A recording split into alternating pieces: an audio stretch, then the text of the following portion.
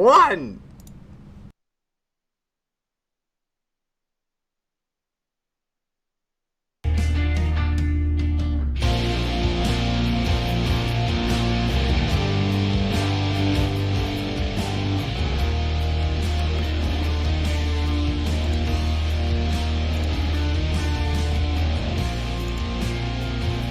Hello everyone, I'm Pumpkin Logan. Welcome back to the Pumpkin Logan Show. And joining me as always is my wonderful chat moderator and producer, DJ Martinez. Hello, how's everybody doing? Hello DJ. Hey, it looks like I'm just looking at a cup again. I love that cup. It's my favorite cup. Just to do the costume reveal here. Let me show you. Oh god. Oh no! Ah! Ah! Oh, it's me! That was somehow more horrifying than this. Wow, what a choice. Oh, you gotta commit. You gotta commit. It's Halloween. Good lord, man. It's less attractive with the beard, I'll give you that. Yeah, you gotta keep the beard.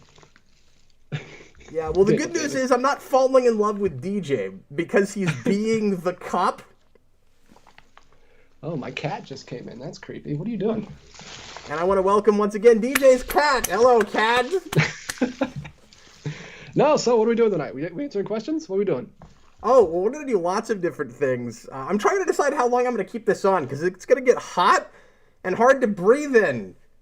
It's okay. I'm going to be cold, so I'm not wearing a shirt. Welcome back, everybody. Thanks so much for being here. Wow, it's so much brighter out of that. Thanks a lot for being here on the Pumpkin Logan Show. It is Halloween week, and so we're doing our annual Halloween show. Tonight is the lengthy Halloween here on the Captain Logan Show. We're going to do a 2-hour show for you, as always. I wish that we were doing a 3-hour show tonight, because we did that last week, and this title would have been more appropriate for that, but it will still be lengthy in that if you are a patron, or you want to become a patron, you can stick around with us, at least with me, and a couple of other magnanimous co-hosts, and do some fun Halloween and horror discussion beyond the Captain Logan Show tonight on Captain Logan After Dark. That happens directly after this, sometime after 9 o'clock. Welcome, everybody. Thanks a bunch for being here. Tonight, I'm going to answer your questions as always. Before that happens, I have lead-in reviews, 2 of them. I'm going to be talking about, just briefly, I'm really just going to give a few thoughts and sign flips, let you know whether or not I think it's worth bothering with these for the Long Halloween Part 2, which, okay, so mine is still in the shrink wrap, but I have watched the movie. I watched it on HBO Max, so I didn't realize I haven't taken, it's still in the shrink wrap. I promise, I did watch it. This came out a few weeks ago, and I hadn't gotten around to seeing it yet, and I wanted to go ahead and knock it out finally before Halloween was over, since, you know, it's a Halloween movie. And then I'm also going to talk about Injustice, so look forward to those. Not going to do any square-off polls tonight. We'll come back to that again next week, because with 2 reviews, I want to make sure that we can jump right into your questions. If you want to ask me anything, as it says on the screen there, you can leave a super chat in any dollar amount, and that guarantees that your question or topic will be discussed on air and that your question will be read. You don't have to do that. You can leave a pre-written question. They're all pre-written, but that's what we call them, a question that does not require a super chat, and we will try to answer some of those tonight as well, if at all possible, and we really appreciate anybody who has done, ever will do that. You guys really help to keep the train running here on Geekvolution, but we really appreciate you just watching and participating with us, so thanks so very much. I see a name I don't recognize there in the comments. There's a Valtuem who says, "What's this? What's this?" You know, I thought about doing nightmare music leading in, but I think I did that last year. So instead, I opted to not do Halloween music at all and just lead in with Smashing Pumpkins, because this is a pumpkin that looks smashed. DJ said that it looks more like a dinosaur when you wear it because of the way it stretches. From the side. Yeah, from the side, the mouth looks kind of like a dinosaur mouth. I'm sorry, this is your first episode. It's a scary one. You know, it occurs to me that we actually have a Halloween-themed backdrop that you made a couple years ago, and I forgot to use it. That's right. I forgot I made that. Yeah, remember that? The show gives you short-term memory loss, or doing this gives you short-term memory loss. Daniel Davis says I make too many square off polls. Well, they're fun. I enjoy doing them. You don't have to participate in all of them. But anyway, there's Matthew Bass, there's Carl Maxey, Jedi Knight is there, Hayden Spring, there's Slipmaker, another name I don't immediately recognize. Welcome, guys. Thanks a lot to the couple folks that have already left super chats. You guys are amazing. DJ, how has your week been, sir? Oh, how's my week been? It's been pretty crummy. I've been super sick the last couple days. Usually happens this time of year because we have no in between here in Georgia. It goes like from 80 degrees to like 30, and it happens like over a weekend, and then my body's just like, what is happening? And whenever it changes that fast, I just get really bad, really sick for a couple days, and then it goes away. So I think I'm getting better. I think I'll be fine this show. But last couple days I've just been laying in bed. I would have understood if I had to get a replacement tonight, but I'm glad you could be here for the Halloween show. This is always one of our more favorite things to do during the year, and thanks for dressing up for it with the insanity that is your wife's costume from last year. She wears it much better, but I'm giving her a run for her money. You know, it works on you in a way that I feel like it shouldn't, though. I don't even know what to do with that. It's like it kind of works. I don't even know how it kind of works. I might drop my kid at school off tomorrow wearing this. Wow, really? That's commitment. That would be hilarious. You should go to the grocery store wearing it. I should. Why not? Let me grab my feeling it sign. I totally forgot to do that. Oh, he's feeling the costume. He's got to get the sign. I feel like yes, I know. I absolutely am feeling the costume. That's amazing. Yeah, that hit me sideways. I wasn't expecting that. I got the cup twice, and I don't think anybody's ever been on one of my shows dressed up as a plastic cup. So, I mean, hey, if you're gonna go as a cup. Speaking of, we went to see Dune in the theater, and my wife actually got a new cup that I'll be using. She actually got a No Time to Die cup. Oh, which is funny because you're not even a Bond person. No, but the only two options she had were No Time to Die or Halloween Kills, so it's pretty obvious. I'm glad, it's probably best that we're not on a weekly basis continuing to promote that movie. I did talk a little bit about Halloween Kills last week on the marathon for Goosebumps that I did with Austin. In case anybody's interested in my thoughts on that, there's a timestamp that Austin put in the comments, and you can see exactly where we started talking about that. And it was actually a significant amount of time that we spent on that. It's basically how we felt about it, and I just haven't had time to take it out of that video and repost it. I considered doing that, but it was 25 minutes long. So because I've gotten some messages from people like, are you going to do a Halloween Kills review? Basically did. Right before we did the last episode that night for our Goosebumps marathon, he brings it up and we just start talking about that, and then before you know it, we're in the middle of a review, and both of us kind of simultaneously looked at each other and went, oh, that's right, that's not what this video's about. We just started reviewing this movie. So that's in there. It's a little bonus review. And then, as far as, I'm glad you brought up Dune, because you should have gotten a Dune cup. Yeah, they didn't have it. I wish they did. We're going to talk about that next week. I've been getting a lot of messages. When are you going to review Dune? That will be on the Captain Logan show next week. Conner and I are going to talk about it. I wanted to, first of all, this being the Halloween show, I didn't want to spend tonight doing Dune, partly because I haven't talked about a movie with Halloween in the title, and the shrink wrap is bothering me, and partly because it's not really Halloween-y, even though, I mean, it's certainly an atmospheric movie that has some, foreboding and creepy parts in places, but I don't think you'd call it a Halloween movie exactly.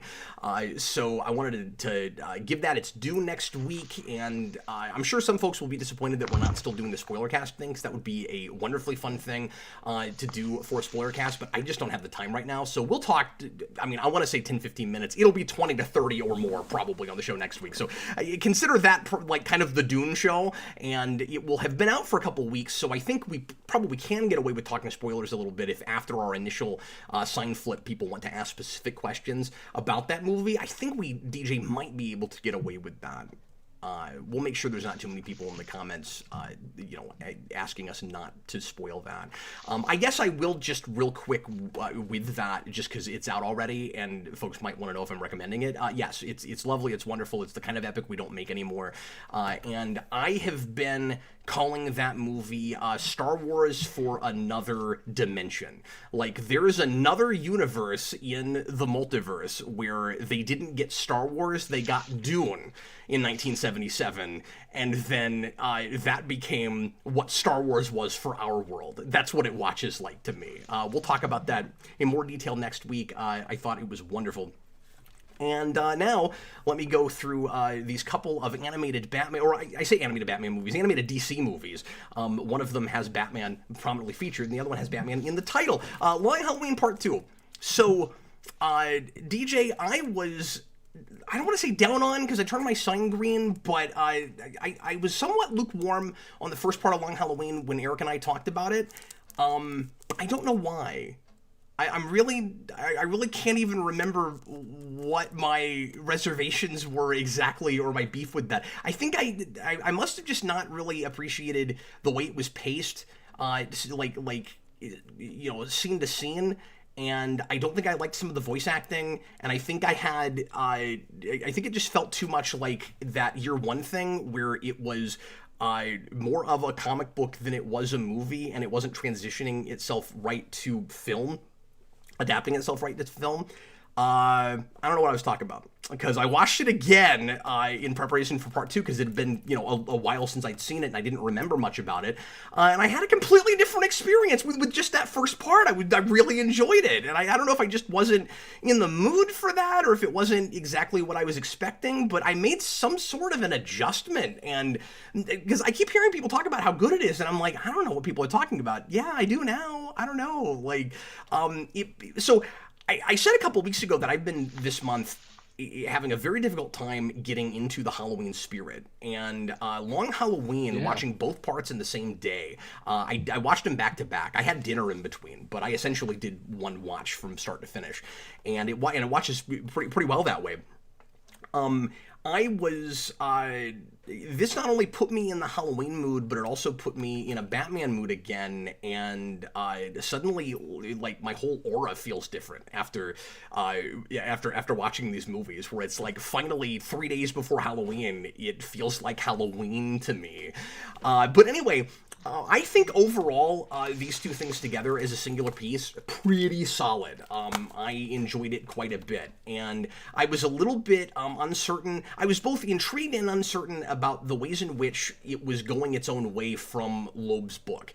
And I've made no secret of the fact that I don't think the original Long Halloween really works, particularly with who it turns out is actually Holiday and behind the Holiday killings. And by the way, both of these movies are going to be really difficult to talk about without spoilers. This has only been out a week, but I bet a lot of people won't care if I spoil this, and I'll be surprised if questions about it won't be spoilers, because we had one last week. But this has been out for a little while, so I will do my regular sign flip thing just so that I'm not doing an accidental spoiler cast and talking constantly. But if everybody's okay with it, I'm going to allow spoiler questions for these, I think. So if you don't want to hear any spoilers about these movies, if you don't want to know what happens in them because you're going to watch or not watch these based at all on my recommendation, or you just haven't seen them yet, stick around for the sign flip, and then maybe kick off or watch again later on when you've seen it, or after the reviews are done. So anyway, I will make this initial part non-spoiler. So like I said, I've always had issues with Loeb's ending, and with a lot of the details in that book just not really adding up by the time you get to the end, where it feels like a murder mystery that's not a whodunit story, that's not really playing fair with the audience, and by the end just hopes that you won't notice that all roads weren't really leading there. And it does a lot of really important legwork and groundwork for Batman and his universe, and particularly Two-Face. So it's an important story. I get why it matters to people, but I think at the end of the day, Loeb is just not good at those kinds of stories. This attempts in the same way that Red Hood did to improve on this material, and by and large, I think it really succeeds at that. I think that this as a movie is a better piece than the original Long Halloween. I like that it... Boy, it's hard to talk about this without spoiling things. I thought that it was going to have a radically different ending from the book, and it doesn't, but it does go its own way, but in certain places. More importantly, though, it just fills out some details and changes some things that makes the whole thing actually make more sense and really work, which I really appreciate. I think at this point, just on a single viewing for the both of them anyway, without having actually sat down and tried to do an analysis of this yet, I'm wanting to say this is the superior version and the way now to experience Long Halloween. One thing I really appreciate with this is that it's not too updated. So a lot of the changes that are made are just tweaks to the story and ways to make it more, interesting for both somebody that is familiar with Long Halloween and somebody that has never experienced the story at all. And not things to try to make it appeal more to current, I don't know, political sensibilities or just 2021 sensibilities. I'm surprised. This is not a thing I say very much about stuff. I'm surprised by how sexy this movie is. It allows itself to do that, which I really appreciate. There's a lot of really nice sexual tension and stuff with Batman and Catwoman. This is, I think, the best Batman and Catwoman relationship we've had in a long time, and going all the way through into that second part. And it's just really cool that it's not worried about political correctness or any of that kind of stuff. It's presented a lot like that book was, and I don't mean like in a sleazy kind of way, because I don't think that book was sleazy. It's just not afraid of actually having adult relationships and letting women that want to be sexy be sexy. I appreciate that, especially because that's in line with what that book was originally, and I think we're too afraid of that kind of thing now. I think there really is a difference between womanizing and being creepy about it and just doing a story that has sexiness in it and that has sex in it. I think it's okay to do that. Not that there's a lot of actual sex in the story. It's of course a really good crime drama. It's about a lot of the same things that Dark Knight is, of course, but I also really like how personal this version is, how much more personal this version is for Bruce Wayne, what it's doing with his parents and stuff. It's got some things in common with the Telltale series, and I think it handles all of that really maturely. But I like it mostly just for mood and atmosphere and the fact that it lets itself really take its time and not to just tell its story and draw its characters, because it makes both of its big mob bosses actually somewhat humanized and real characters, and I kind of feel for both of them to some degree, which I was kind of shocked that I had, and it does that better than the original book did. So it does all that really well, but it's also just really moody and broody and a wonderful Batman experience. Most of the voices I like a lot. On a second viewing, I still don't care for their Joker, because once again, it's just a Hamill impersonation. It is kind of curious that when he shows back up in the second part, he doesn't get any chance to mention anything that happened in the first part. So if for some reason you only watch the second part, you'd think that he was just a cameo, like a lot of the villains that are in that scene. It's very strange. I also think there's some decisions that this makes story-wise that it wouldn't have made if it wasn't broken up into two parts, and I kind of wonder what it would have been like if it was only 2.5 hours long. I'm sorry, if it was only a singular piece that was initially 2.5 to 3 hours long. But I think that actually is a boon to it. I think that's helping it, because some of its ideas I don't think would have even been there, particularly the big twist at the end of part one. I don't think would have been there if it wasn't broken into two halves. But I'm recommending this actually surprisingly pretty hard. I really enjoyed this a lot.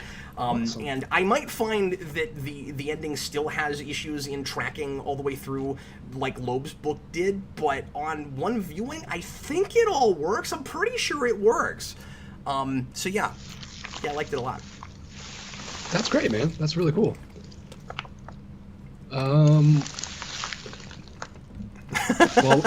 now to him. Cap says the movie is sexy. Was there a Japanese Raptor hotel? Look, I said I wasn't going to spoil anything, okay? And I don't appreciate you bringing up the Raptor Hotel when I said I wasn't going to tell anybody about anything that's in that movie. No Raptor hotels. You know what? I knew about that, but I'd forgotten. Stephen Murphy said this was the actress who, the actress who played Catwoman. It was her last role, and she passed before it came out. Yeah, I had heard that and forgot all about it. That's really sad. And I thought she was great. Also, real quick, I want to comment on something that Eric and I complained about, and I'm curious to find out what Eric thinks of this. I don't think he's seen it yet, and sorry he wasn't able to be here for this, but we have not been able to get together, and he's busy Thursdays, so no reviews from the two of us for a while on new stuff, which is why I'm having to do this here. But anyway, I wanted to comment on the thing that we talked about last time about the way the holidays are handled and those kind of homages to the covers and the way they kind of do a sort of title cards for the holidays. It's really inconsistent and weird. In the first part, it's always at the end of a holiday. And I don't think it makes it clear enough sometimes what day you're in.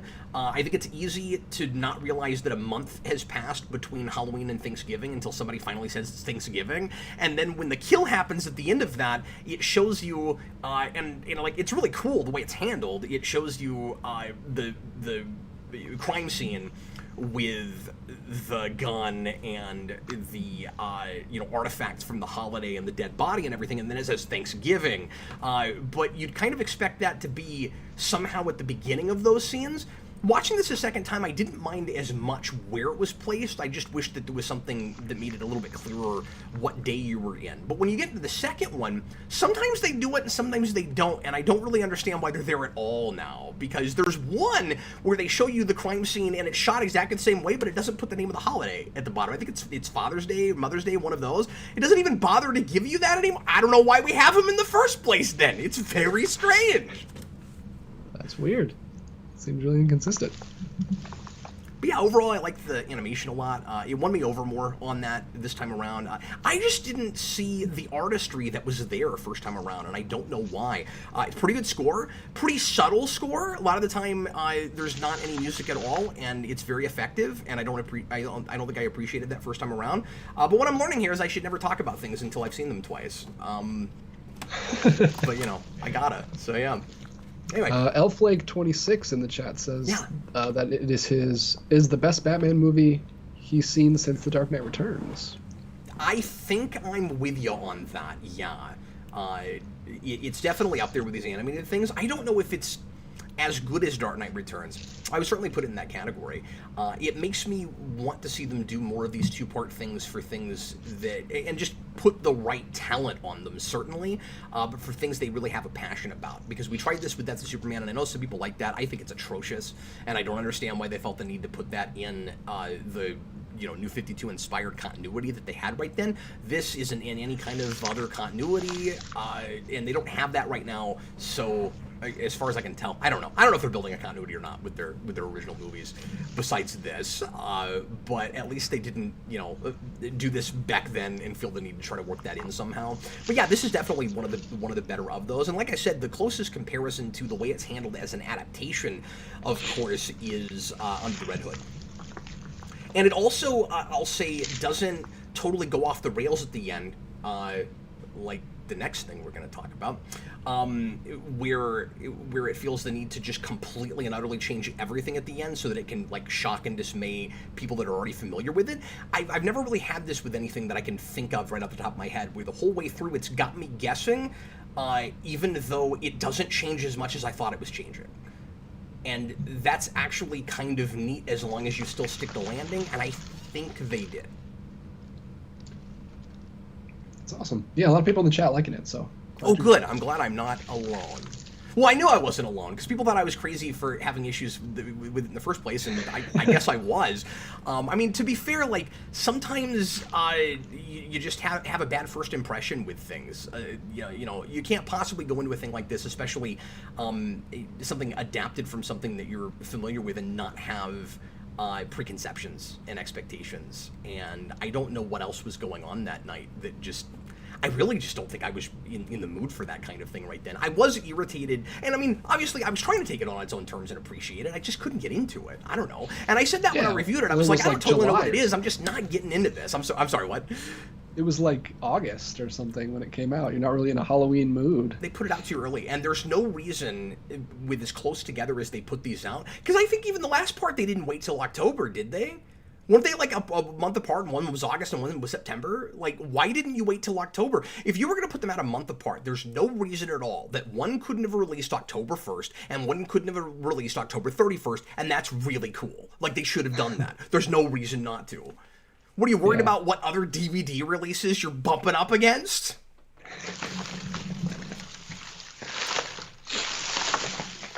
Brady Malliot, let me comment on this real quick. Cap, how do you feel about the current Fear State event and Batman being broke? I didn't know about that. I haven't been reading anything currently, so but that's interesting, and that makes me want to look into it. I know that unless that's the stuff that was building off of the run right after Tom King's, because he's kind of broke there. I guess that must be what we're talking about. Momentarily, I forgot that happened because I binge read all that, and a lot of it's not sticking with me. But anyway, yeah, interesting status quo that I don't think was being handled especially effectively. But I think Tinian, was that Tinian? I think he was supposed to be leaving soon, so I wonder if somebody else has picked that up and run with it, or if he's still on it. But anyway. The only other thing I see in the chat about this one is, did you watch the after credits scene? Is there an after credits scene? According to Unknown Passenger, there is one at the end of part 2. No, and what's weird about that, was it only on the DVD and not on Max? Because I scrolled to the end to make sure there wasn't one and didn't see one. That's baffling. So no, I did not. I don't know what the after credits scene is. Unless he's pranking us.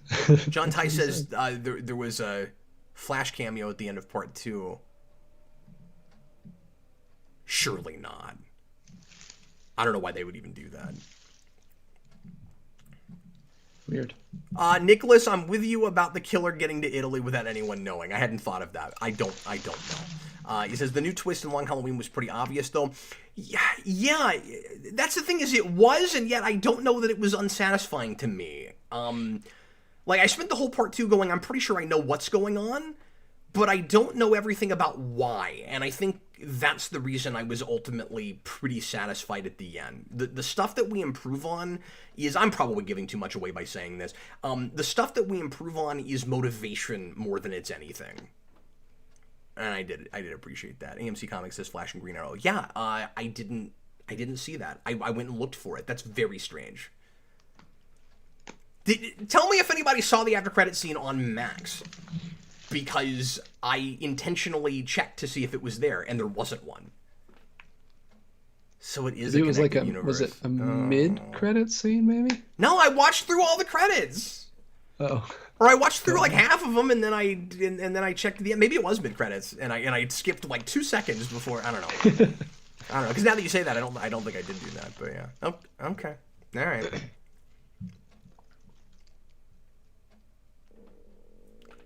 Cap Flash cameo. This is John Ty, is connected to the Superman animated movie and the Flash. Well, I don't love that. Although, I mean, I want to be open-minded about that kind of thing, because I appreciate that at least it's still stylized somewhat like what Tim Sale did, visually, and just tonally what that book was like. But that makes me feel a little bit nervous about what they're doing moving forward. At the same time, I really wanted a sequel to Man of Tomorrow, because that's one of the best superhero movies in years. And not just animated, just superhero movies. I love it. It's wonderful. Anyway, okay, we're already almost at half an hour. Why don't I go ahead and tackle, unless you see another comment or super chat about this. And feel free, of course, to ask me more things retroactively about that if you guys want to. Because like I said, I will take spoiler questions when I get finished talking about Injustice. Yeah, the super chats are more just in general Q&A stuff. Okay, wonderful. So this was a movie about Two-Face, and we have something of a coin flip with a head and a scar on the other side between these two things. If you flip it, if it comes up heads, you get something pretty wonderful, or at least very solid. And if it comes up tails, you get a friggin' nightmare. Injustice I can only describe as an injustice. This is awful, and what makes it worse than it should have been is that it's not awful from the start. What this movie did is it adapts, and I'll have to minorly spoil stuff to even get into this at all. But please ask me questions about this later if anybody wants to talk about this, because there's irritating specific things that I would love to just freak out about. But anyway, so what this is initially it feels like an adaptation of just Tom Taylor's first year of the 5-year Injustice comics, and it's pretty straightforward and by the book, which I was enjoying. And I had been told that this goes off the rails and is awful, so I was waiting for the other shoe to drop somewhere. It's kind of like, now that I'm thinking about it, Superman Red Son, except that goes off the rails 15 minutes in, so at least I knew very quickly what I was getting myself into. This, it doesn't happen until halfway through, and it's very strange. It's straight up adapting almost scene to scene. I mean, it's having to leave some stuff out, of course, but it's straight up adapting that first year. I'm very familiar with that first year. I just posted a review of that yesterday, and I've read it 4 times. And I've never read the rest of it, because every time I wanted to read more of it, I had to go back and reread the first year, because I felt like I didn't remember enough of it, and I thought I was going to do a review. And I never ended up getting that review done until just recently, finally. So I've never read the rest of it. Austin and I are going to keep going with that and review them year to year. So I was very familiar with this material, and it's not until halfway through that it starts to divulge from that material. And sorry, divulge is not the right word, move away from that material, and then divert, and then it doesn't just hurry up and truncate the rest of it, which is what I thought it might do. There's so many of these movies I could just start like using other DC animated movies to make points that I'm trying to make, because if it did that, it would have been like All-Star Superman, where if you had your comics with you while you were looking at All-Star Superman, up until about issue 4 or 5, it's pretty much just verbatim those issues, and then it truncates the rest of it real fast and leaves out kind of, major stuff that makes it not a great movie. It's not terrible, but it's not great. This just starts making up things, and maybe some of the elements that it uses, to be fair, are things that are in later books that I don't know about. I know a couple things are. I know Ra's al Ghul, for instance, is in Injustice 2. I don't know that he's handled anything like the way he is in this movie, but he's not in the section that they're adapting at the beginning of this. I don't know why he's here except to give this movie a bad guy, and it already has a bad guy. His name is Superman, because this is about evil Superman. The whole point of Injustice, I'm jumping around, the whole point of Injustice is to create an exception that proves the rule. Tom Taylor, famously now, doesn't like even the idea of injustice, so he tried to use it as a way to prove what the point of Superman is, and why it's not a great idea to even do a Dark Superman, and in doing that, he gives us a pretty compelling one. So he says, okay, if I don't believe that Superman would ever become a totalitarian dictator, but if it was possible, we'll do a what-if scenario. This is what I think it would take, and how we'd get there. The important thing is that you go all the way to the extreme. You make this a mirror universe of sorts, where it starts from something similar to the DC universe you already have, and then you just take it to a horrifying nightmare place. This was actually a nightmare place, but not in the same way. So Superman, in this, doesn't go full-on dictator. He's not allowed to get to that place. And instead, it comes up with a really, I think, cheesy way to 5-minute wrap up the whole thing at the end. And I was horrified that it would end up doing that. And that's what it did. So we're gradually and slowly building up to the Superman that will become the dictator of the world and will lose himself and continues to believe that he has more or less the same values he does through a lot of it, while he doesn't realize just how much of his core belief system he's losing, and that he's getting to a place where he's not, allowing for freedoms at all, and he's becoming a god, and he just doesn't even see that. Where right becomes right because he says it is, not that he's going with any particular value system or the law from before that. And you see all that happen, and it's working, and it's just like it is in the book. And then suddenly he does a thing that I don't buy he would do, that just takes it way too extreme, way too quickly. And that whole last half is just kind of unbearable. And especially the last 10 minutes or so, where we do the whole wrap-up thing.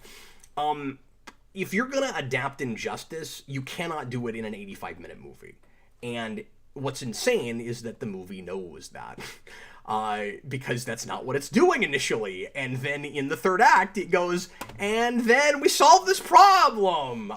Injustice has to be an epic. It has to be a big, almost cross-book kind of level event in scope.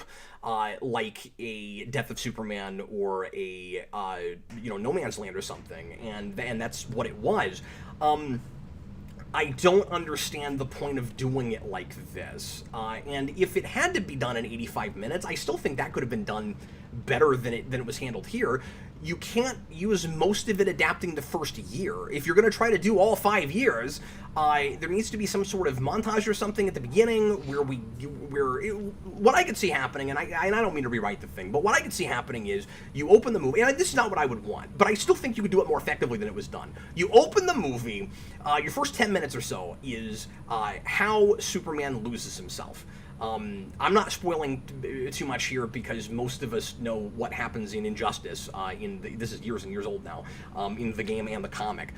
Superman is led by Joker's fear toxin mixed with laughing gas to kill Lois Lane with his unborn child inside her, thinking that it's Doomsday. And you have that scene, right? And you see Superman, do this horrible thing. He kills the Joker, and then you just cut to years later, or a year later, or months later, and now he's the dictator. And I would not love that because what's interesting about this story to me is seeing him get there. But if you had to truncate it and tell the whole story, it needs to be about evil Superman. And we watch the guy become that way, and then we just kind of reverse it at the end. Sorry about that. My family just got home, and I've got an upset kid upstairs. Anyway, so I just think that the only way that you could even remotely make that work is if you have a Superman that isn't redeemed at the end. I don't see Injustice Superman ever fully being redeemed, and I guess their idea at the end of this, and I know I'm spoiling things by saying that happens. I won't tell you how yet, but I mean that. Sorry, I don't know how else to do it. That is the big problem with this. It's just an easy wrap up at the end. There's also just some really strange choices made, why. Throwing Razagul in there I thought was strange, but I also don't understand. I'll give this away too, but I also don't understand not having Lex here at all, because you're not bound to the version that you had in the game if you're adapting, where Lex and Superman are weirdly already friends even before this happens. Wouldn't it have been interesting to finally be able to do something closer to standard classic Lex Luthor with their relationship once Superman is kind of more with him on his values, and then how would that relationship work? It's very strange to leave him out. And then a lot of what made his relationship with Batman in this interesting is also just left on the cutting room floor and not talked about. And there's a great scene in the Batcave that if you're going to adapt this and so much of it is going to be year one, it's just got to be in there. Anyway, I digress. It's really bad. It's really bad. Wow, that sounds like it. I'm sorry you had to watch that, man. I'm sorry I couldn't figure out how to get through that without any spoilers at all, but the biggest issues of it, and that's not even talking about the Nightwing thing. Jeez. But yeah, it's rough. It's really bad. all you had to do with this is adapt the first year, like they clearly wanted to, and then leave it open for more. And if it doesn't sell well enough, or for some reason the studio just won't let you make any more, then at least you have a good adaptation of that first year. And I think those comics work great by themselves in a vacuum. I haven't been all that compelled to keep reading past that. I think it's a great story all by itself. So why couldn't we have just told that story? And again, if the mandate for some reason was, if you're going to do it, you have to adapt all of it somehow in 85 minutes, that could still be done better than they did it.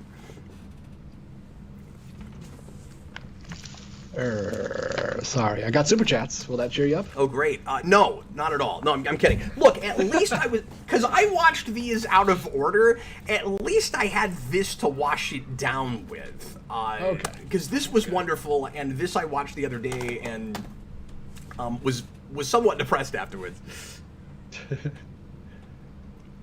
Well, Jedi Knight has a subject gives it an F. Oh, that was actually a response to Day Ghost. He said, "Can I get an F in the chat?" Because you're reviewing this movie. AMC Comics says, "Not for nothing, but Justice League sort of did it in 44 minutes in a better world." That's true. I haven't seen that in a long time. It's not like we've never done Evil Superman before, and with a totalitarian version. I think the point with Injustice, though, is to really focus on that Superman as the one that we all know, and see the descent, and see him start as a protagonist that becomes a tragic antagonist, and the movie starts to adapt it that way, and then it totally cheats and doesn't play fair. It's awful. And I don't think, like I said, I don't think that I would be as bummed out about it if it was awful from the beginning. Like, I was able to kind of write off a Superman Red Son, because it stopped being that story at all very quickly, and I was like, okay, they just want to tell this other story that I don't think is very interesting. I wish this had done that, because I actually would have hated it less in some ways. I mean, it would have... It's weird. I don't know which of those is more a waste of my time. High praise. Subject, I didn't know about the Injustice twist. I'm glad you said something now. I don't want to see it. Yeah, I'm sorry. I did not mean to go all that far, but I just couldn't figure out even how to explain my frustration with it without saying it's a cop-out easy ending, because it is. Carl Maxey, I think Injustice story needs to end. Yeah, but not like that.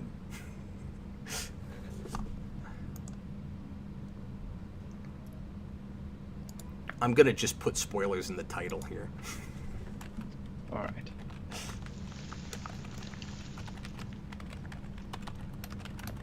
Anyway, all right, let's go ahead and start answering some questions, DJ. All right. Well, here's a good, nice, easy one to start with for Super Chat. What's Jedi up, Knight. Folks? Would you rather be a vampire or a werewolf? I think so it's easy to make everything depends question, but it's going to depend on the universe you are in, right? Because if you're in something like a Buffy universe, and I'd say most vampire universes, immediately I'd say almost anything but a vampire, because if you're a vampire, you're undead and not you in the first place. Like, you're a like twisted perversion of yourself that is your body walking around with your mannerisms and acting like you, but it's not actually you because it doesn't have your soul. So it's not even, in a way, in an existential way, it's not even possible for you to be a vampire, because that vampire is not you. Now, if it's a different world where you can become a vampire but you still have your soul, then it's maybe a little bit more of a question. And then it comes down to weaknesses. Because, like, strengths, I would take vampire all day over werewolf, partly just because the aesthetic of a werewolf doesn't appeal to me. I don't want to be like a big hairy monster, but it would be, I would rather take, the pale skin and the fangs and turning into a bat or whatever, if it's the kind of vampire that does that, over, turning into a hairy monster. The nice thing about being a werewolf is that you only have to deal with it, like a couple days out of a month, and so it ends up being just more like a physical condition than it is even like you're a monster. If you're a vampire, you're a monster all the time. And if you're a vampire, you can't ever go out during the day, so it's a bunch of hours that even if you could just stay home and rest, you still have to worry about the potential of getting hit with sunlight and dying. It's just too much stuff that can kill a vampire. Being a vampire doesn't sound like any fun at all, ultimately. And I mean, one of these you'd be immortal, but at what twisty cost? So I guess I'm saying a werewolf, unless I could be a vampire without any of the weaknesses of a vampire. So without the need to kill people. You have that with both, but with a werewolf, at least not as often. Yeah. All right. Burned In gives us a $20 super chat. Thank you so much. Yeah, thanks so much. Goodness. What's up? Would you rather live in a world... Oh, this is a Would You Rather show. Would you rather live in a world where annual sequels to the live-action Cat in the Hat movie existed and you were forced to see them in IMAX, or where cheese stopped existing? Spooky question. Ooh. So not as spooky for me as it would have been even a year ago. I am gonna take the no cheese one, just because I don't eat cheese anymore at all. So I don't have a dog in the cheese fight anymore. I don't need cheese. It's fine. I don't have to have it. I don't eat pizza. I don't eat. And I've done this for 6 months now, and I don't see ever going back. A few months ago, I would not have said for sure that I won't go back because I didn't want to. I don't know. I didn't want to like live in denial or whatever, or have to be too hard on myself when I went back on it. Like I want to leave myself open to the possibility in case I just didn't have enough self-control. At this point, DJ, I'm terrified to eat cheese because I haven't had it for so long that I'm afraid that it would just like completely ruin my system. Like, I'm not going to eat it now. At least the first day I had it, it would probably be really bad for my digestion. Like, I'm not going to do that. So it would be really easy for me to live in a world without cheese. And the Cat in the Hat thing is whatever. I've never even seen that movie. So, like, I assume it's as bad as everybody says. But it's difficult for me to be like, because I haven't actually watched it. That's a crazy thought, though, that they would release annual sequels to that movie in IMAX. All right, good answer, John Todd. Now, to be fair, if I was still eating cheese, I would take the Cat in the Hat thing because it would suck to have to sit through that all the time, but it can't be worse than Spawn Year, and you only have to do it once a year. And cheese you wouldn't have at all any time of the year. Oh, well, there you go. He gave you arguments for both sides. That's how I roll, man. There's two sides to everything. To every would you rather question. Thanks for the super chat. This movie is a lot about that. Anyway. Oh, nice. Look at that, tied into the theme. I can do John Ty, what would you have done with the Thor movies in the MCU? What would you have done? Me. I choose you for the Thor army. No, I would have set that first movie entirely in Asgard, which is, of course, what a lot of people wanted, and what I think maybe even what's-his-face who directed it kind of wanted to make, but they ended up not doing that or not being allowed to do that for whatever reason. Branagh. But, yeah, I mean, I would have just focused a lot more on, like the actual politics and society of Asgard, and not worried about the Earth stuff until after that first movie, and like really delved into what life there is like, and lean a lot more into the Simonson run besides just surface level stuff, and let the Warriors 3 actually get to be real characters and grow and change and evolve. And I mean, I think Thor is one of the best examples of a singular character name thing that can be a good ensemble cast kind of story. I would have brought Balder in at some point. Where the heck is he? And I would have had a real honest-to-God Malekith, and acknowledged what's cool about that character, and really leaned into the kind of Joker-esque-ness of that character. He's a real sadist. That's what's interesting and fun about that character. And Malekith is also a great character to bring in after you've introduced a Loki. And where they brought him in was the right place to do it, after we'd already had Avengers, where we got to see, a big grand villain plot from Loki. And you could do Loki nearly exactly the way they did him, because that's one of the things I think that they really got right. But then you introduce Malekith and you make him more what he originally was, so that you can have a contrast of what Loki is and what Loki isn't. Because Loki is about mischief more than he's about sadism. And I'd say in the comics he can get to sadistic places sometimes, but he's nothing like Malekith. And so he would be there to give you a sense of perspective on Loki, and that would make it easier to sympathize with and appreciate Loki in the places where they want to do that. And as we've moved on, those movies really want Loki to be humanized and appreciated, particularly, relatable, particularly after his TV show.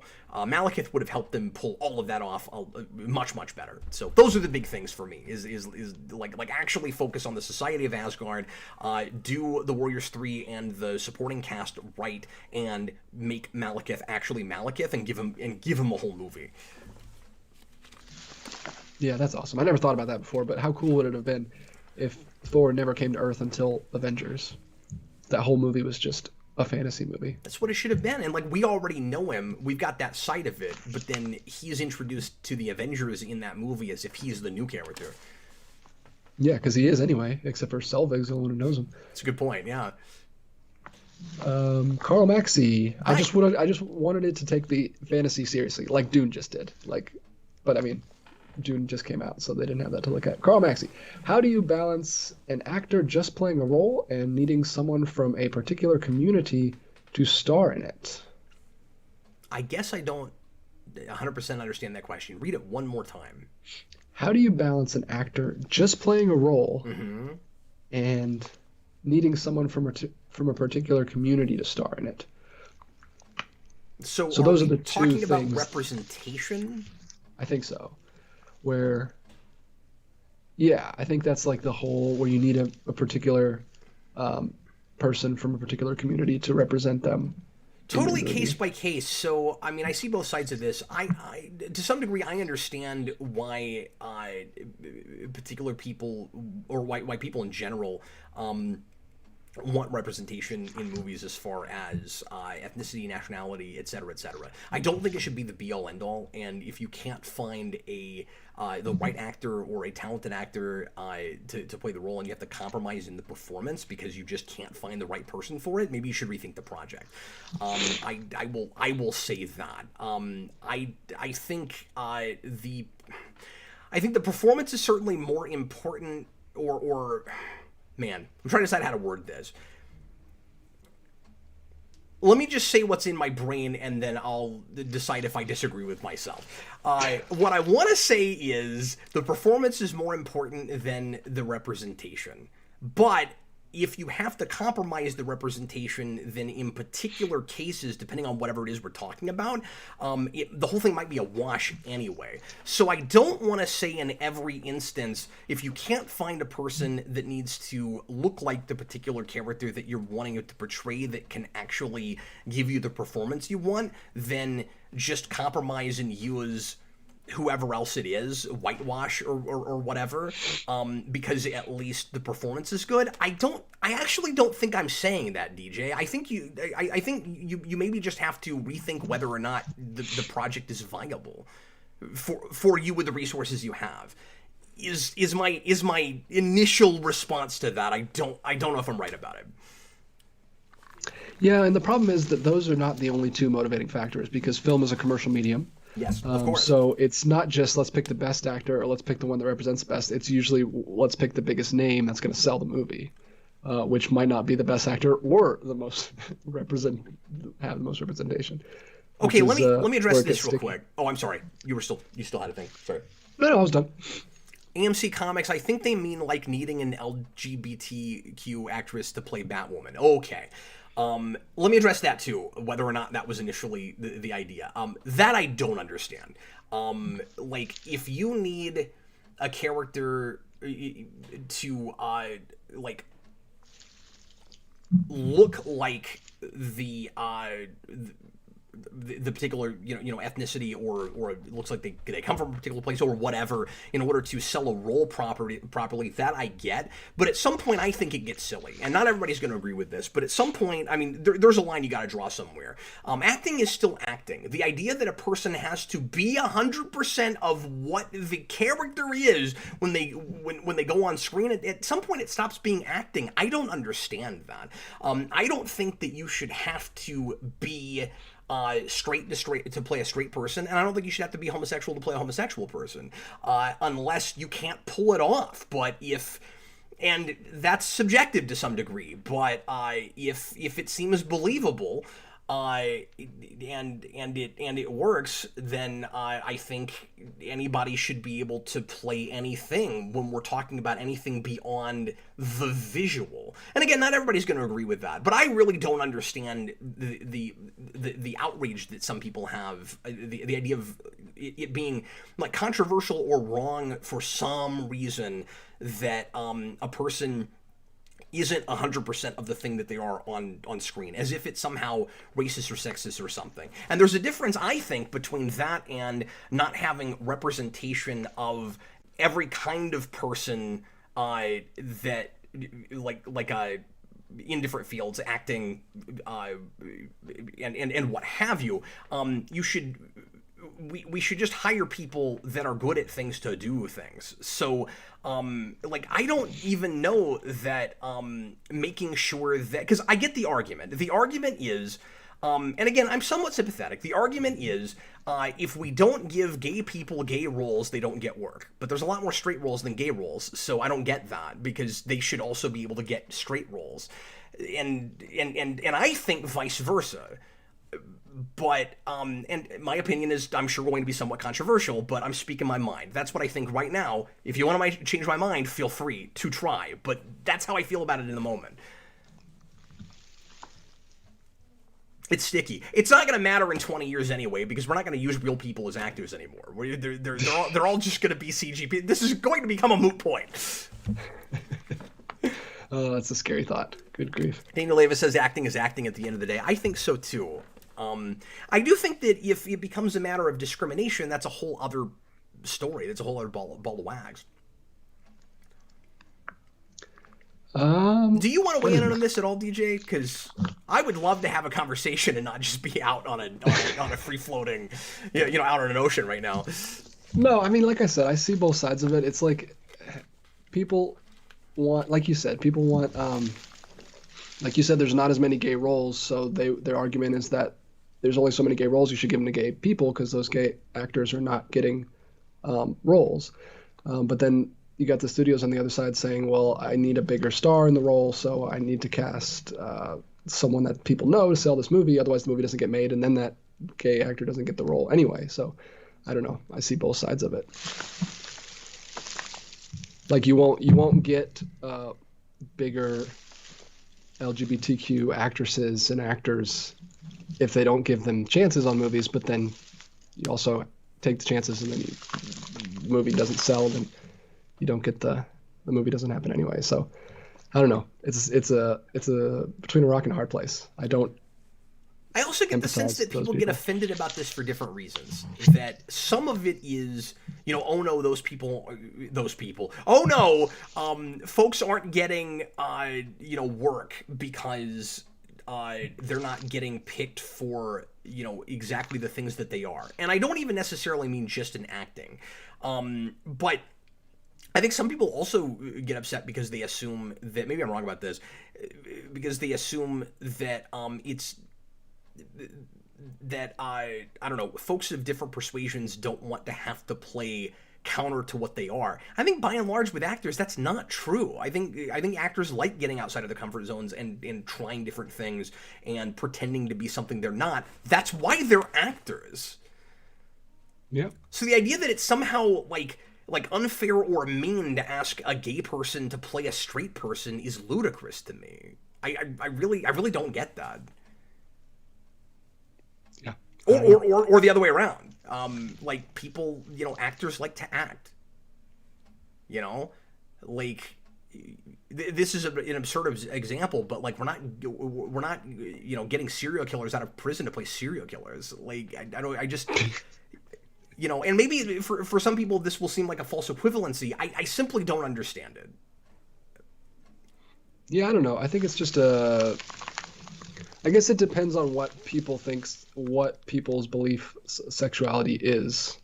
I know some people hold it as sacred as like their race or something. So like you would never ask someone to play another race of another person. Okay, so, I know some people believe that. And then like that's fundamentally who they are. That's not like something that they do or like one of their interests. That's like, I don't know. For some people, I know a lot of people don't have that. Yeah, and it's hard. I haven't been saying much. It's harder for me to relate stand to on that. This situation. Yeah. I'm just trying to play devil's advocate and see where people are coming from. But I ultimately haven't really thought about this, so I don't really have much of an opinion. That's why I haven't really been talking much. Sure, yeah. Well, I certainly haven't ever articulated my thoughts on a lot of this, but anyway.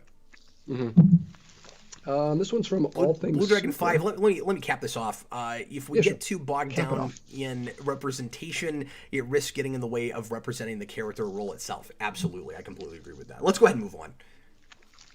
It's from All Things Super. He says, Cap and DJ, longtime fan, been watching on and off for 10 years. You guys rock. Oh, thanks. I'm excited to see your thoughts on Long Halloween Part 2. Oh, I just gave them. And this was at the beginning of the show, so he was probably listening. Well, thanks so much for the kind words awesome. And for watching. And I hope you enjoyed this movie as much as I did. Yeah, thanks for tuning in. Don't watch T-Edge 1. $10 super chat. This might be for After Dark. But what are your thoughts? The last thing might have also been for After Dark. But what are your thoughts on schools banning costumes based on one show while allowing similar costumes? Example, not allowing Squid Game costumes, but allowing Harley Quinn costumes. Okay, say that one more time. I missed the first part of that. What are your thoughts on schools banning certain costumes based on one TV show? Interesting. While allowing similar costumes? First of all, I think it's just hilarious that we're not going to be able to get through the show without just constantly hearing DJ's costume. I know, sorry. I'm trying not to move very much. Just every time you ask a super chat, it sounds like you're unwrapping a sandwich. Oh, my sandwich! I don't think that's a sticky situation, DJ. I don't think it's possible to be completely consistent about that if you're the administration of a school or something. Yeah. If you're gonna ban certain things, I think for two reasons. I think it's difficult not to like just accidentally contradict yourself or have double standards with a thing like that, where if you go case by case, there's going to be certain things, or rather, if you don't go case by case, if you just go, these kinds of things are off limits. Well, what about this other thing? It's kind of similar, but well, we're allowing that because we made this broad spanning rule. But the other thing is, a lot of that just comes down to ignorance, where your principal of a school is probably not as up on current pop culture as you are, and he's gonna have seen 2 or 3 things that he knows he really doesn't want he or she at their school, where it's like, they know about Squid Game, they don't want whatever is controversial about that. I haven't watched that show to be at their school, but Suicide Squad is just another superhero movie, so surely it's fine. He didn't see that movie. He doesn't know what's in it. He has no idea. So yeah, I don't know how you're consistent about that. Yeah, I don't know. I mean, I understand the motivation behind that, because like Squid Game is super violent, and so they just don't want the kids wearing that. But yeah, like I see it's hard because Harley Quinn is like bigger than just that movie, right? Like she's a plushie, she's like everywhere, all over the place. It's like Hello Kitty. And it's unrealistic to expect a public school principal to know the difference between the different versions of Harley Quinn. So you can be the animated series one, and I mean, I get it if it's like, you know, over-sexualized costumes and stuff, but if we're just saying you can't be the not as revealing version even of the Suicide Squad one, because we know that that's a super violent rated R movie, and we don't want to suggest that kids are looking at that. I don't know the reasons these things are being banned. I've not looked into this, so I'm just responding to the question, not the news, because I don't actually know what the news is. So I don't know what the motivations are. But if you're saying, like, well, you can be animated series Harley Quinn because that was not in a violent TV show and it was actually meant for children, but you can't be like the animated new rated R Harley Quinn from HBO Max, or you can't be the one from Suicide Squad or whatever, I would understand and appreciate that more. There's no way that's what's happening. Yeah, there's no way they would. That's a lot of research that the principal would have to do.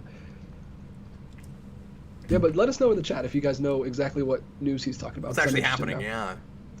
And another one from TH1. He started Prodigy. It really wants to be Rebels. Thoughts? Great show tonight. Oh, I didn't know that had started yet, and I could not care less. I don't want to watch that because I don't want to watch any new Trek anymore.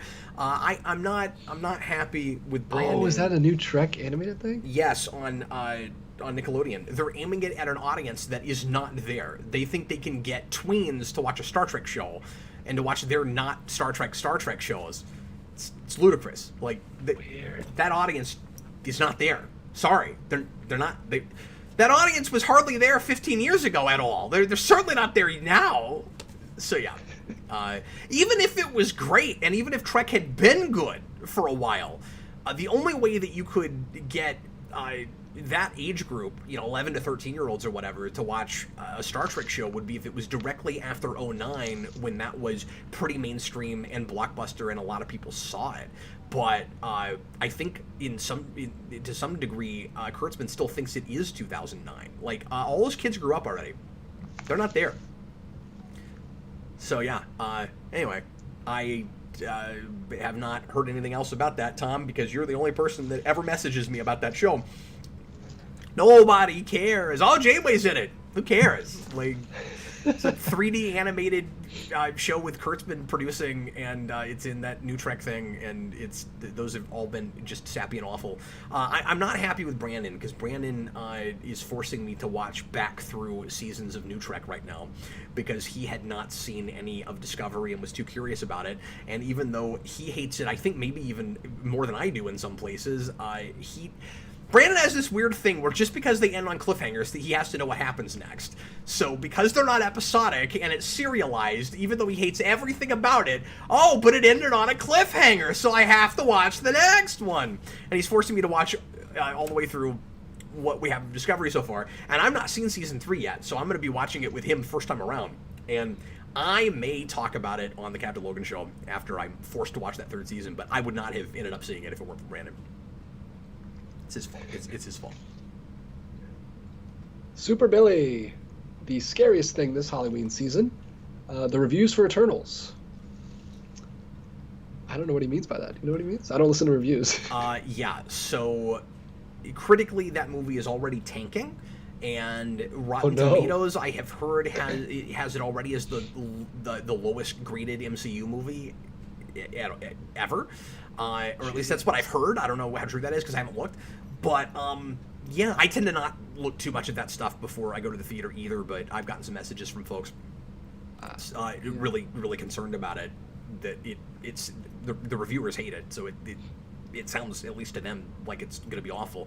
But we'll see, because I disagree with mainstream reviewers all the time, both directions. So it is possible that it's just not what people want, or it could be that bad. Who knows? It's sounding like, the way people are talking about it, sounding like it's the Inhumans TV show all over again, which would be really ironic, because it seems like this is the thing that we're finally getting now, because that didn't end up happening on the big screen. But that's crazy. I've never seen that. And then the second part of his, Dune Part 1 was brilliant. What are your favorite horror films? Happy Halloween. Dune was wonderful, and we'll talk about it next week. Favorite... Oh, interesting. So Eternals has a 62%, so it's not too bad. Well, I don't think there's any Marvel movie that's in like the under 50% range. Although I don't know where like Dark World is. or, you know. Yeah, I don't understand what people were doing when they reviewed Dark World. It's so crazy. Well, we were on a high. It was just after Avengers. It's great. We got shared universe, everybody. My 66 for Dark World. Wow. Was the question just my favorite horror movies? Yeah, favorite horror movies. So I've brought up all this stuff before, but my favorite horror movie of all time is Stephen King's Misery. And I am a big fan of the zombie movie 28 Days Later. I like some of the Child's Play movies as guilty pleasures. The second movie in particular is a lot of fun. And I started watching the new show, and I don't even know if it's good, but I'm enjoying it. And then, what else do I like? Poltergeist, I like a lot. The original Halloween, of course. The second,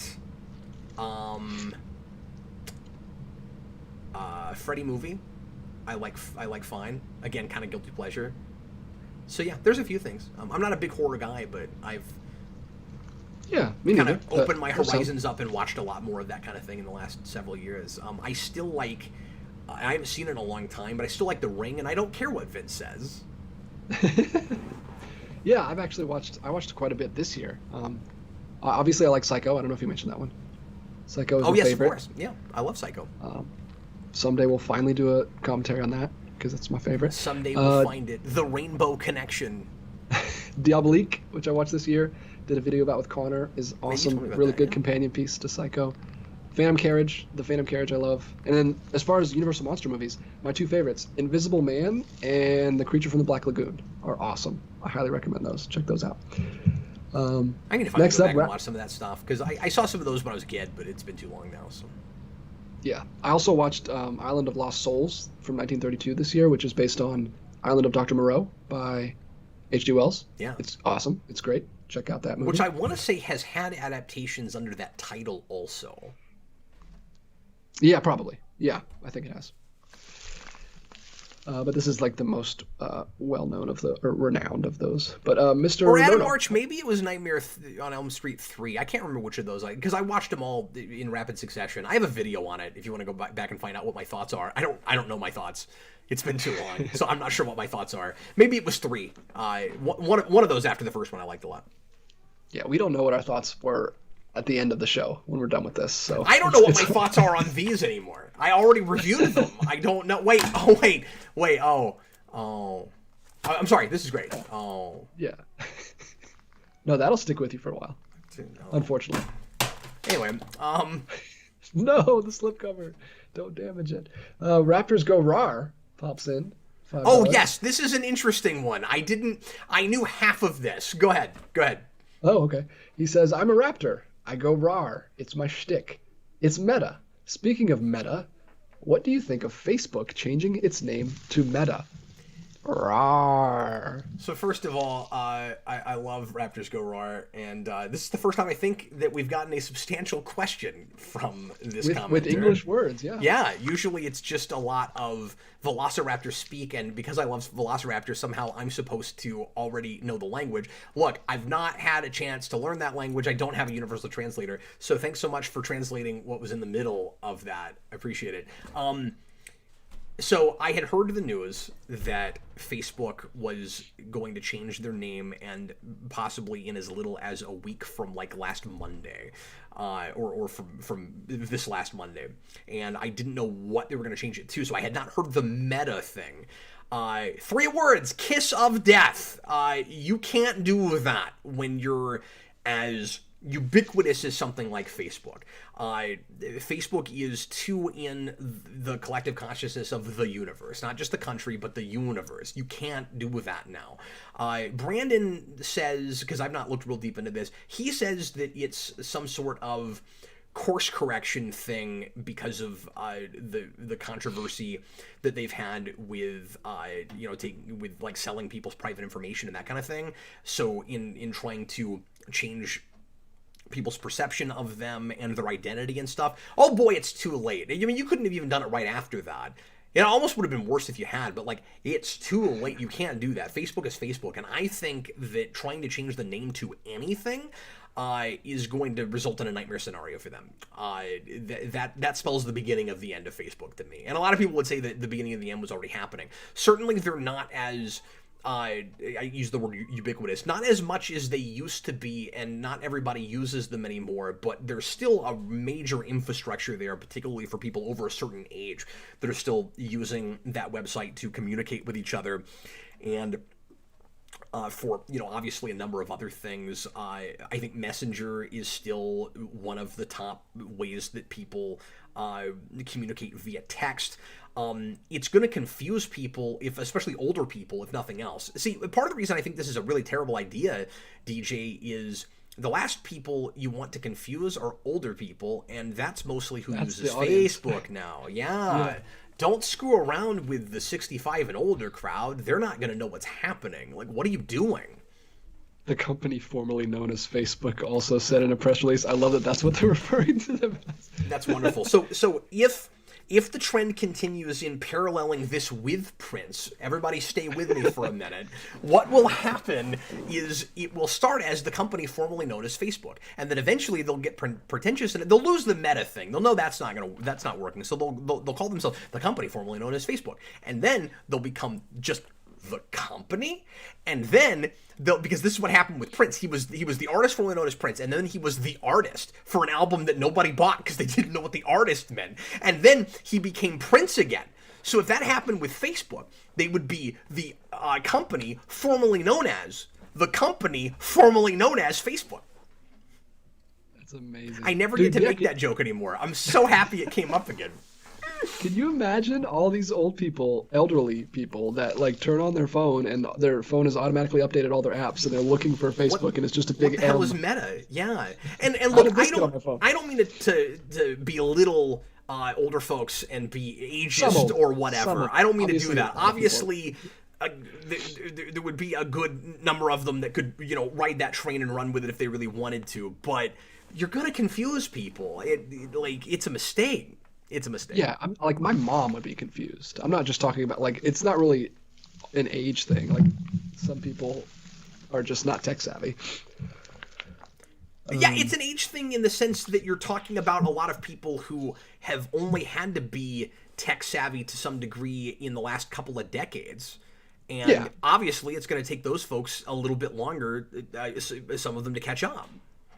Yeah, I just don't want to make a definitive statement. Like, it's not like once you hit a certain age, you just forget how to do everything. There's some people that are tech savvy and some good number of people that aren't after a certain age. Mr. Abato, so Cap, thoughts on Deadwing as a concept? DJ, hi. Well, hello. So I want to somewhat reserve judgment on the Deadwing thing. More spoilers for this, so if you don't want this spoiled for you, not this. God, I threw it over there. Injustice. More spoilers for Injustice. If you don't want to know about this, pause for like 3 minutes. So pause. Turn the video off. Go away. Don't pause, because then once you hit play, you'll still hear it. Go get your half-eaten sandwich out of your Ziploc bag. It'll sound like DJ. Anyway. I want you to wear caution tape to every video. Seems like a good idea, this show. Caution! Spoilers even when Cap said he wouldn't spoil things. Oh, man, I feel bad about that. That was really unprofessional of me. I didn't know how to talk about the end of that. And I was just in a moment. I was angry. Hey, somebody thanked you for it, so. Oh, well, you're welcome, that guy. I'm sure I'll get complaints about it later. I probably won't. Probably nobody cares. Anyway, so... Deadwing is Nightwing after he dies, pretty much just like he dies in the book. Except in the book, he just dies. And in the movie, all of a sudden, he goes to the afterlife, and a Neil Gaiman character turns him into Deadwing, which is Deadman, except he gets a special, Nightwing costume because he's Nightwing, so he gets to be Deadwing. And he doesn't even really do all that much to facilitate the plot afterwards. I don't feel like the story even really needed that to happen at all, even for the direction they took it. It was just a way to... It was almost like that writer just loves Nightwing and had to keep the Nightwing death in it, but couldn't deal with the fact that Nightwing was dead. I mean, it's this alternate universe where we're already 5 minutes in, we kill Jimmy Olsen. Does that remind anybody of anything, by the way, BVS? This movie does a lot of weird Snyder stuff because it also has the Lois is the key nonsense at the end of it. Yeah, we have to do that. We have to take a Lois Lane from another universe who is pregnant, bring it, because we have to do the multidimensional stuff because the video game did that, even though at least the first year doesn't do any multidimensional stuff. I know we do later in stuff I haven't read, particularly in 2, but I digress. So, she's brought in to convince Superman that everything he's been doing is wrong, and it works. And he goes, "Okay, take me to prison," and that's it. That's how it ends. It's awful. It's and there's more awfulness in there, but that's one of the major things that makes it bad, I think. Anyway. So yeah, like, I say I want to reserve judgment though because I don't know if the Deadwing thing came from somewhere else in Injustice where it's just done better and I didn't know about it, because it's possible. I mean, like, Tom Taylor walks a really nice line in that, I think, of doing some really like quirky, like ultra comic booky kind of silly things in the middle of this really serious, brooding, kind of like relentless book, and it makes it more readable and more fun, and he never takes himself too seriously. I don't think he ever goes too far in either direction, even as violent as that book gets. And the movie, I think, thinks it's doing that, but the problem is at some point, and I don't know the guy's name, somebody told me that it was, I could look it up, somebody told me that it was the guy who wrote Judas Contract, so I wish I'd known that going in, because then I just would have immediately written the thing off, or been really surprised if it was good, because he also ruined Judas Contract. Although, to be fair, he also wrote Hush, and I didn't hate Hush. I liked some of the changes he made in that, but like, he's working with already not great narrative material, so it's not hard to improve on that. But anyway, at some point, it moves from being Tom Taylor's work to that guy's work, and as soon as he starts putting himself in there, that's when it gets awful, because he doesn't know what he's doing. So yeah, in the case of that, the Deadwing thing was awful, but I don't know if it was used elsewhere where it might have won me over on it. All right. Here's $5 is here. Welcome. Always a pleasure. Oh, hi. Here's $5. So somebody earlier said something about, like, I don't know, like not a fight, but just something between like him and Raptors Garroir, like they're kind of in the same plane right now. It's like as far as the Geekvolution pantheon of characters. Yeah, of super chatters. Of super chatters. We should make that should be a show. The super chatters. Those super chatters. Like a picture we'll have to get an artist to do renderings of them. I can't decide if that's an epic superhero team book or a really crummy sitcom. The super chatters. He says, not gonna lie, DJ, I'm attracted to your female variant self. I'd buy that for $5. Here's $5. Whoa, I don't know if that's like an offer. Thanks, but thank you. Oh, that's true. That could be bordering on something. No, female variant self. That's great. That's a Loki reference. I got that reference. Nicholas in the chat says DJ's scrunchy costume is reaching ASMR levels of wholesomeness. Hey, it's counterbalancing the weirdness of the choice. Got to go with a little bit of comedic. Got to go comedic. You can't play it too straight. Mr. Amato, $2. Would you rather be Deadman or the Spectre? Boy, I don't feel like I know enough about either. You know? Really quick, someone in the Jedi Knight, I think, in the regular chat said, remember when Daphne from Scooby-Doo became Deadman? No, I don't remember. What in the world are you talking about? Well, there's been some crossover things here and there, and that might have been in one of the crossover Batman episodes, but didn't you watch that stuff? Yeah, I've seen the Batman one. So I don't know. I'm interested in what comic thing. Is it a comic thing? Yeah, it might be a comic thing. Because I'm just saying there have been some Scooby-Doo crossover stuff, there too. Yeah. So maybe that's what we're It probably about. is a comic thing. So no, we don't remember. But yeah, Deadman or Spectre? I have a hard time not kind of equating them. I think Spectre is kind of more powerful and more cosmic than Deadman. So just based on power sets, I guess I'd go with him. I think Spectre, you can actually get people to see you, but Deadman just possesses people. that's the extent of my knowledge of those characters, and I might not even be right about that. I just don't know those characters very well.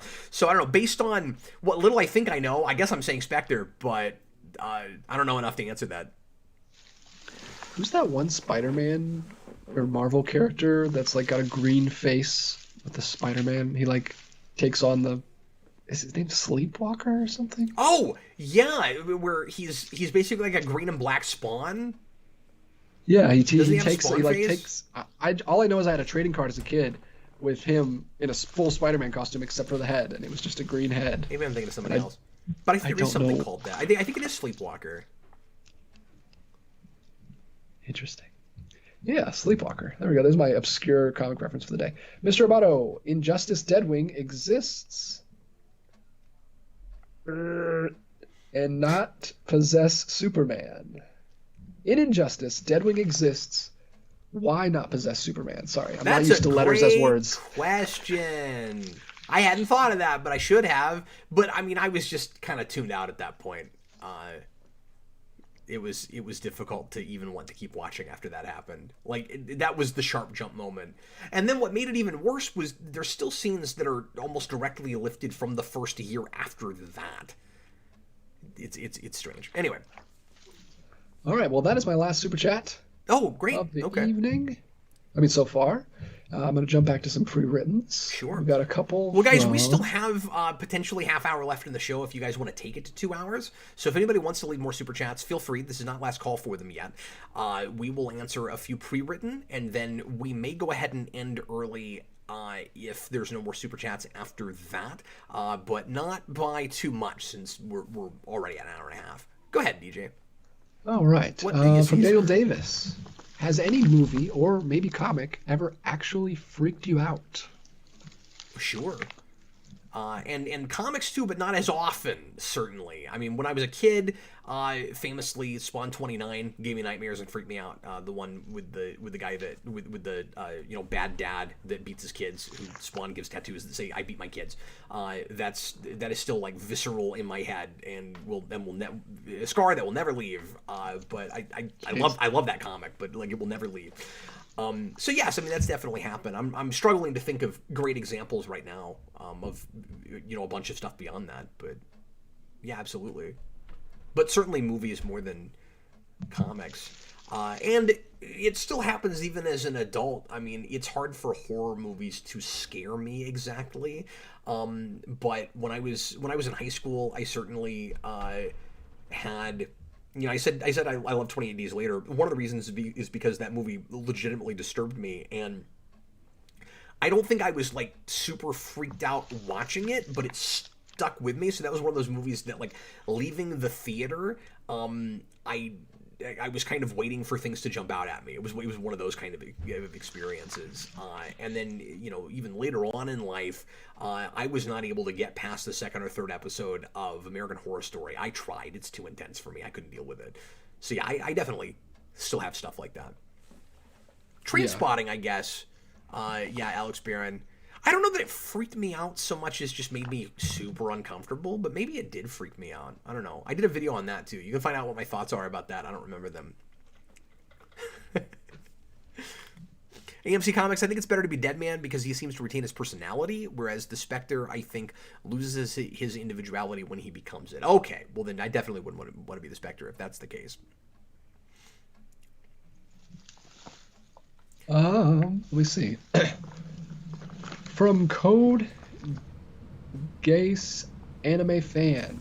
Will you give season 3 of Titans a chance? It's really, really good. I need to hear more people say that before I'll consider it, because I hated that pilot so much, and I heard, like, no offense to you, but I heard so many more terrible things about the first 2 seasons, and I've been hearing that from 1 or 2 people, but I kind of need somebody that I know that that's been watching that to be like, no, I know it was terrible, but it got good. Because I don't know, I don't trust it, and I don't want to waste my time with it. And I don't know that I want to jump into a show in season 3, because I'm not going to waste my time with the terrible stuff unless I just decide to commit to, okay, it's bad, I'm going to watch all of it. I don't really want to jump in 3, so I don't know. It would have to. I would have to be convinced that I might. There's a difference between subjectively it's good and you can convince me that it's a thing I would like to watch. Does that make sense? And it would have to be a thing that I might enjoy enough that it's worth going back and trudging through the stuff that I know I'm not going to like, or that I'm likely not to like. So I don't know. I'm not going to make any promises on that. At the very least, it's certainly difficult to make it a priority right now. Yeah. And yeah, Blue Dragon 5, I like what I've seen of Doom Patrol. I just haven't gotten around to going back to it. But that I do want to finish at some point. It's about to go into Season 4. Yikes. Wow. Daniel Davis, favorite supporting actor. Bill Camp is a personal favorite of mine. Supporting actor. I mean, like, lots of actors play leads and supporting kids. So, like, I don't know, do you just mean character actors? Yeah, or just favorite performance by an actor in a supporting role. In a supporting role, yeah. I mean, because I've always said, my favorite, like, character actor is Tony Todd. Supporting role, well, see, it's tough because it's like, do villains count? Yeah, I think they usually do. Because the first thing that comes to mind is before he is in main cast. I mean, part of the reason he became main cast was because he was so good supporting. But is John Glover in Smallville?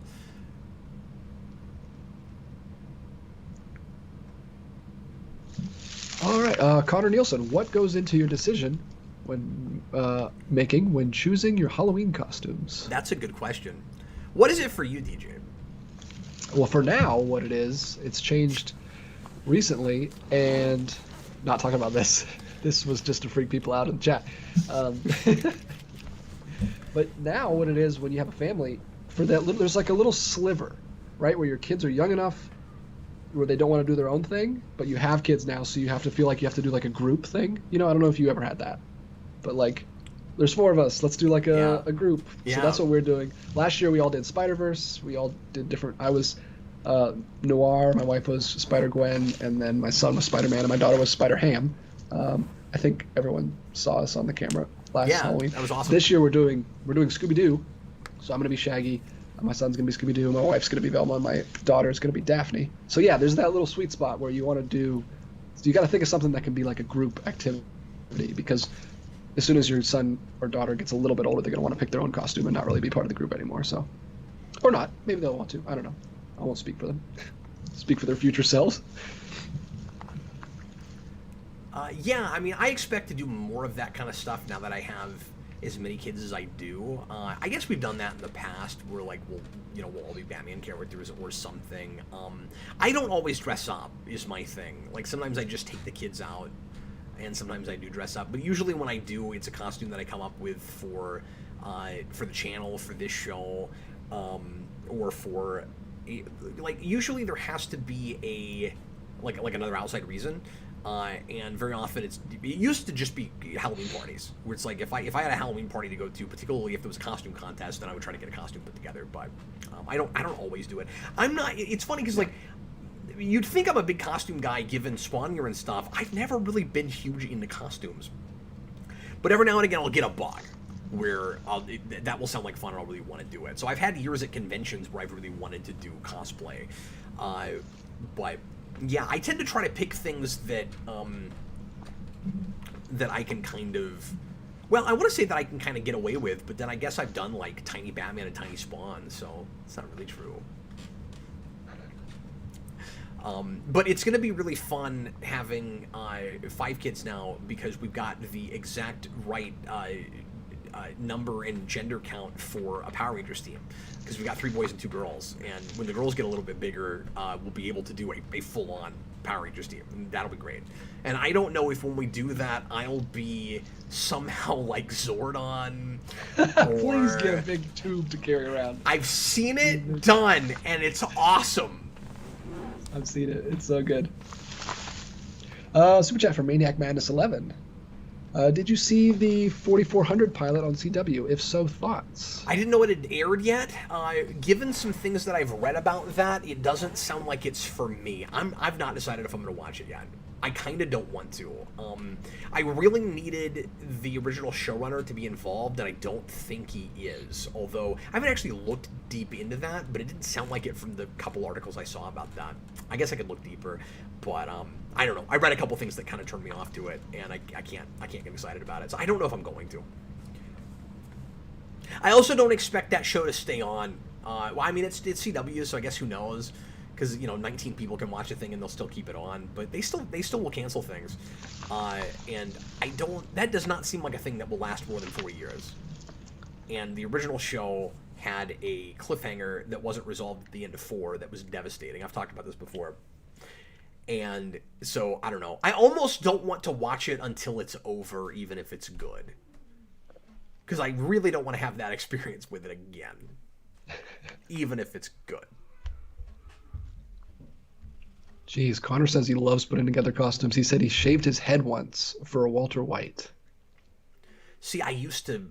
I used to. That's do commitment. Like that. I didn't even shave my beard.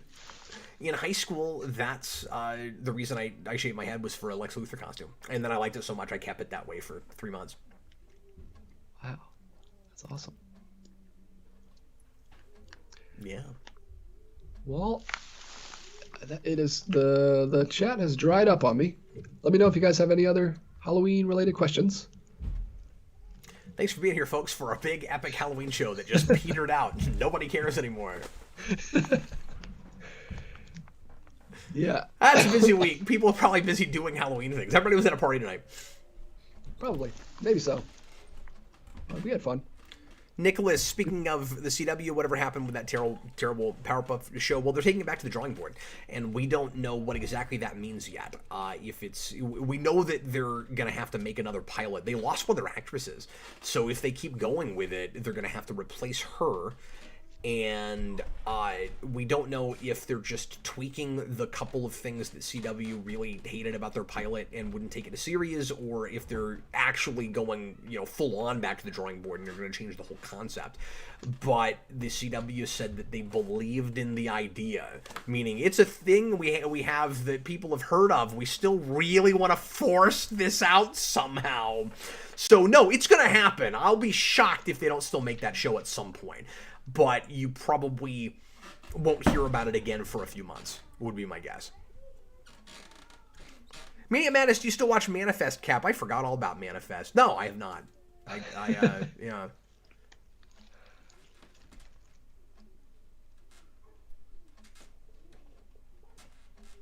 Oh, interesting. That's favorite animated Halloween thing from Stephen Murphy. Film special, cartoon, short, or episode of TV. I would have to rack my brain for a minute. I really like the Ichabod Crane half of the Adventures of Ichabod and Mr. Toad, the Disney film. Yeah.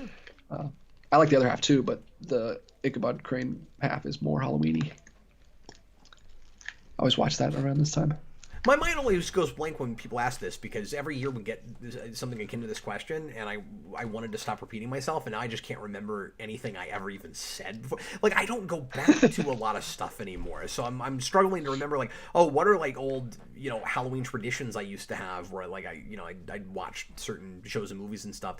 I haven't had that in a long time. I mean, besides Nightmare Before Christmas, nothing is really coming to mind right off, of stuff I've just got to go back to. Yeah, Coraline is good, and I watched for the first time this year Paranorman, which I liked quite a bit. Yeah, I never did see that. I like Coraline. I was trying to decide if that counted. I was trying to think of stuff like specifically that, Halloween. Is set at Halloween or is about Halloween iconography and stuff. Yeah, I don't have that as much.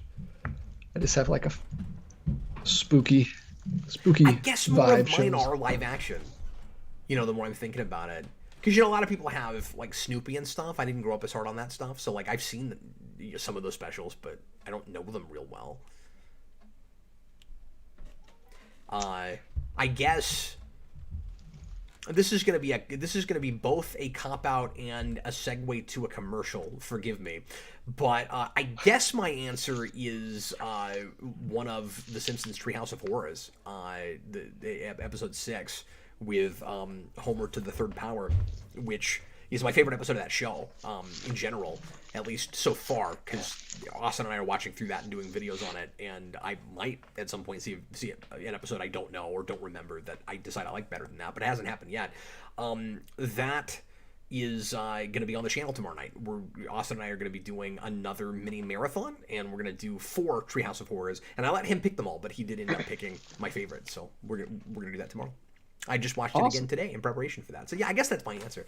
That is one that I tend to go back to every now and again. Well, speaking of commercials with Austin, I'm doing a commentary with him on Saturday night. We're doing my first live stream on my channel, on the Welder channel. Oh, congrats, man! Good luck. Don't know how it's gonna go, but me, Austin, and Connor are gonna watch a crazy movie from the 70s called House. It's a Japanese movie. It's a perfect Halloween movie. It's crazy. It's on HBO Max, and we're gonna show Austin it for the first time because he's never seen it, and I want to get his reactions to the insanity on camera. Is that the movie that you were trying to get me to do sometime this week that we ended up just not having time to do, or was it something else? Yeah, no, that's the same movie. Okay. It's just, I think it's gonna be fun for a commentary, but we'll see. We'll see how it goes. I think that. Oh, here we go. Blue Dragon 5. Do either of you have dream candy ideas, superhero or otherwise? Oh wow. Candy. I haven't had. Yeah. Whew. Not really. I mean, I think candy's pretty well covered, man. I can't think. I can't think of anything where it's like, boy, how did they never make that?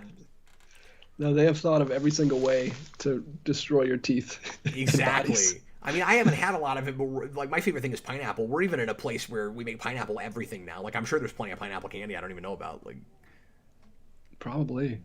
And I mean, I know you asked about superhero candy, but I just can't think of it. Like I don't know. Yeah, nothing comes to mind. That's a good Halloween question, but we are not equipped to answer it. I can think of appropriate motifs. You know, you just come up with like really powerful characters in DC or Marvel that destroy whole worlds for a thing that if you bite into it one time, your teeth will, you know, totally evaporate. You know, so you have like Imperiex candy. It'd be cool if they could figure out some way to make kryptonite that like it was like rock candy, but it kind of anti-monitor the hard glowed. candy. Sorry, what? It'd be really cool if they could make a kryptonite candy that actually like was glowing, that would glow a little bit. I don't know how that wouldn't be safe, cool. probably. Yeah. No, it can't possibly be. And it's still glowing inside your body long after. Yeah, it's like that thing ostensibly digested it. Selinsky makes in the third Honey I Shrunk the Kids movie, Honey We Shrunk Ourselves. Yeah. Remember that invention where it was for construction workers on the that's a deep cut. No one's gonna know what I saw that one time. I don't even remember that. It's terrible. Just watch the first. I remember it being terrible. Yeah, and you know even that doesn't hold up great. I've gone back to it. I don't like it either. But I like the idea of Anti-Monitor as a candy because he already looks like when he opens his mouth, he's got a bunch of candy in his mouth. Jedi Knight, your favorite characters go to Willy Wonka's chocolate factory. Who lasts the longest? Jeez, from like anything? I mean, I think. Yeah, man. Like Superman could just last anything. I don't think Wonka could take down. It's always easier to be creative when you put limitations on a person. Yeah, that's too broad. Less broad, please. That's a fun question. But I need questions that are less like blue book answer questions where like, you know, I got 5 minutes to come up with an answer before I start writing. Favorite Halloween songs from John Henry? Whew. Boy, I'm about to start batting 1,000 here, yeah. I mean, probably stuff in Nightmare Before Christmas again. I remember there being a couple of like kids songs when I was in elementary school that you had to learn in choirs and stuff that were actually kind of spooky sounding that I really liked, but I don't remember them now. You know, they were like akin to Christmas carols, but for Halloween. Yeah, Daniel Davis just blew my mind and said, "Honey, we Shrunk Ourselves," co-starring cult leader herself, Chloe Sullivan. Oh, I forgot she was in that. I didn't remember that Allison Mack was in that movie. Wow. I didn't know that at the time, but yeah, she's the older sister. I didn't know who that was at the time when I saw that. Goodness. Yeah, sorry, Carl. I do not like Hocus Pocus. Blue Dragon 5, Cap, where did you get your bat-shaped cookies for the rewind when you donned the Adam West suit? I have cookie cutters. Oh, I have. He made it himself. Batman. My wife did for me. And it's funny too because she made sugar cookies out of those, and they had this icing that it turns out stains material really easily. And I had my Adam West Batman suit on for that shot, and it stained one of the gloves. It took a while to wash that out. I actually didn't think it was going to come out of that glove. That really sucked. But yeah, I have some cookie cutters for a few geeky things or, pop culture things. I have Batman ones and I have Mario ones. I forgot what else, but I have a few things like that. Maniac Madness 11. Anybody remember the 3 Ninja movies? I loved those when I was a kid. Yes! DJ does. Oh, DJ's talked about those before. My biggest regret is that I never got to talk with Eric about those on the channel before he left, because I talk about those movies with him over Facebook. Because he also likes those movies, and I would have loved to do like a video on those at some point, because those are weird 90s craziness. DJ, if you see one more pretty good one, go ahead and throw it out, and then I think we're going to call it a night. People just talking about the Monster Mash, Michael Jackson's Thriller, how Blue Dragon 5 can't watch Hocus Pocus either.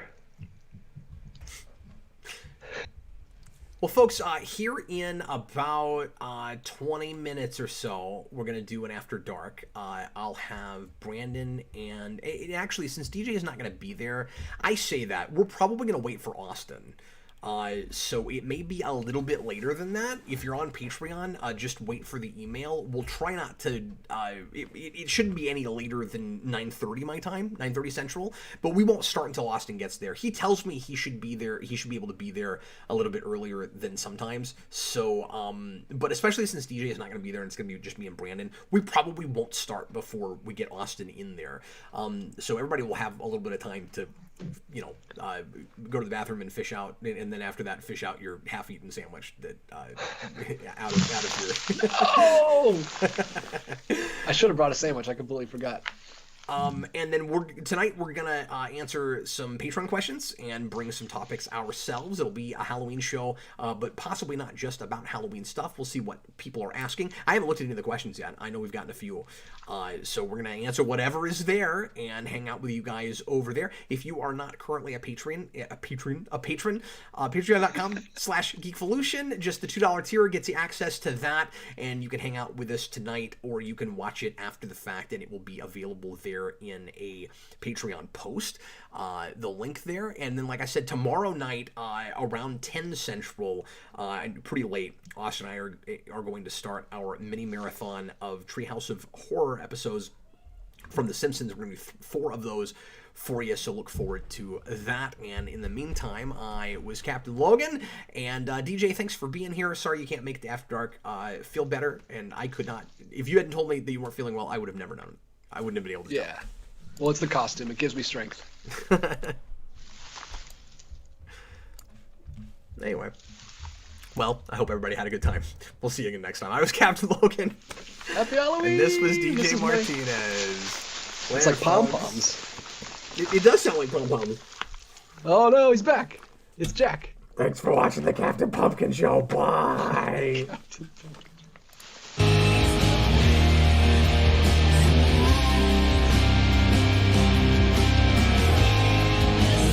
Oh wait, it was Pumpkin Logan. Sorry, Pumpkin Logan.